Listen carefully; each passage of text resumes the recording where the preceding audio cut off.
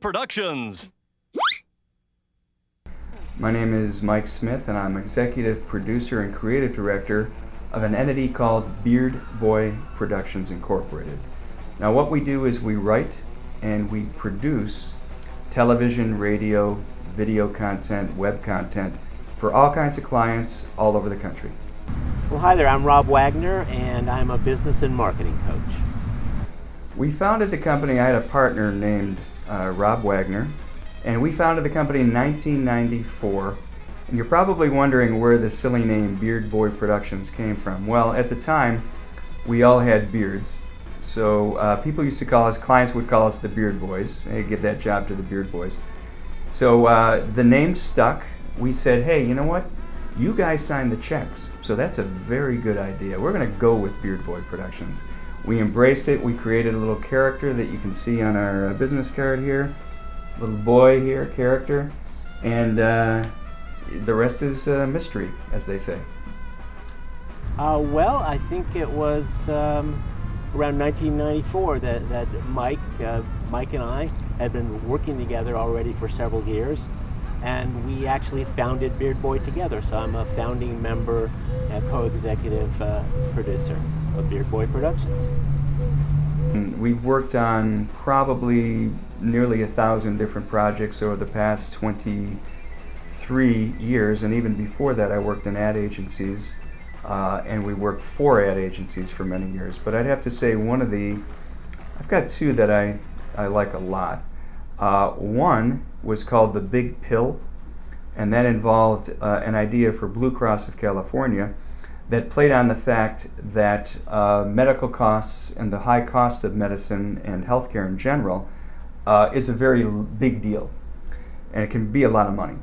So what we did is we created, specifically about the high cost of prescription drugs, we created this enormous capsule, this drug capsule.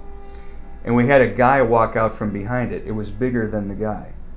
And he talked about how it can be overwhelming, the high cost of prescription drugs. The other one that stands out in my mind in terms of a production that's memorable is something we did for Arizona Federal Credit Union, which involved the great Leslie Nielsen, the actor. It was great because at the beginning, I'll take you through a little bit of the story here, but at the very beginning of the process, we were there to shoot 3 commercials. And Leslie came directly from a movie he was on. He was a little bit tired. He was certainly a little older at that point. He was late 70s at that juncture. And he's departed from us now, unfortunately. But we got him on set. We built this beautiful bank set, and we had him all ready to go. We had a teller behind the cage, and his job was to walk up, say his line, and I would yell, cut. So I went up to him and I said, Leslie, okay, here's the scene. You're a customer. You're going to walk up to the bank credit union teller. You're going to say, hey, I'm here to make a deposit, or whatever the line was, and then we'll end the scene and then go on to the next scene. So he said, come here, Sonny. And by this time, I'm well into my 40s, so people haven't called me Sonny in a long time. He says, he pulled me close and said, if you don't direct me today, this is going to be a much better shoot. So I was like, oh no. I said, but I'm the director. How can I not direct you? I said, okay. We went back and forth a little bit. I said, okay, how about this? I said, I know that nobody does Leslie Nielsen better than Leslie Nielsen. I'm not going to tell you how to be you or how to play this character. That's why you're getting the big bucks. By the way, he was making like 250 G's for that one day. So I said, how about this? I can yell, I can say action, I can say cut, I can say a little more, I can say a little less, right, in terms of your performance. He said, bam, bam, bam.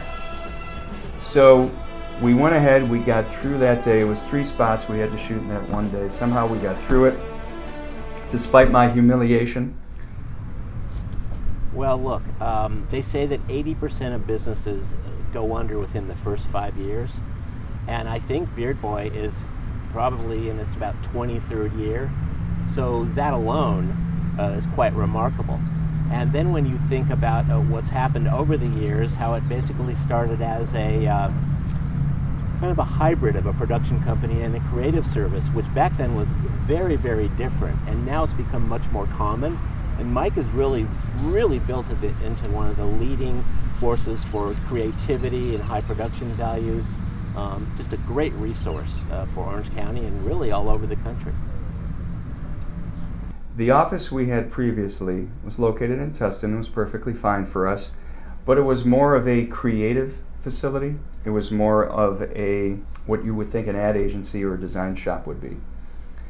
This facility is more what I would call the manufacturing side of production. In other words, here we have the resources in terms of stages to shoot. We have cameras and equipment here. We have an editing bay here.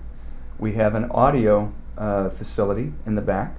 We have full service in terms of conference rooms and green room and makeup room. It's a full working facility for what we do in production. So in that sense, it has helped us in terms of the perception of who we are and what we are. The truth of the matter is I'm paying less and I have less space dedicated to my business than I had before. Not tremendously, but a little bit less. But I have access to all of these other rooms and facilities that make it seem like I've grown tenfold from what we were before. I also get good discounts on the stage. I work well with the editor here. I usually go to these people and I say, here's the project, can we work together on it? And I have other resources obviously outside. But in terms of growth, I mean, we have done a lot of work since we moved in here for John Deere. We've done a lot of work. We landed Sammy's Camera. We landed Stater Brothers Markets. So the retail side is going up. And we've also done quite a bit of animation for John Deere and for a bunch of medical clients as well. So the growth has been quite good, and I think it can be even better as we continue to market this place in a way that we haven't quite marketed ourselves before. We're also doing new websites for Beard Boy. AdSmith has been recently updated. And then we have MedMen as our third company. Make sure you follow your passion. First of all, identify your passion in life. What is it you love to do? What is it that, even if you weren't being paid for it, what would you pursue? And then begin to lay the groundwork and in fact pursue that passion. Now, if you're lucky enough to have your passion be something that is compensated, great. Then pursue jobs in a career that might enable you to be compensated for following your passion. If not, then get a job as close to it as possible and continue to follow the passion on the side, because that passion will elevate you and enable you to energize you, I should say, and enable you to get through your day of doing what may not be your passion because you're still pursuing your passion over here. If that is what you want to do, pursue the creative arts or pursue creative and advertising or pursue production, then certainly take classes in that, take a look at some of the local schools here, have excellent programs, Cal State Fullerton, Chapman, Orange Coast College, and a few others. And see if nothing else, see what it is you like and don't like about a given profession, because the truth of the matter is, within creative or within production, when it comes to advertising, there are 10, 15 different things you could do in each of those pursuits.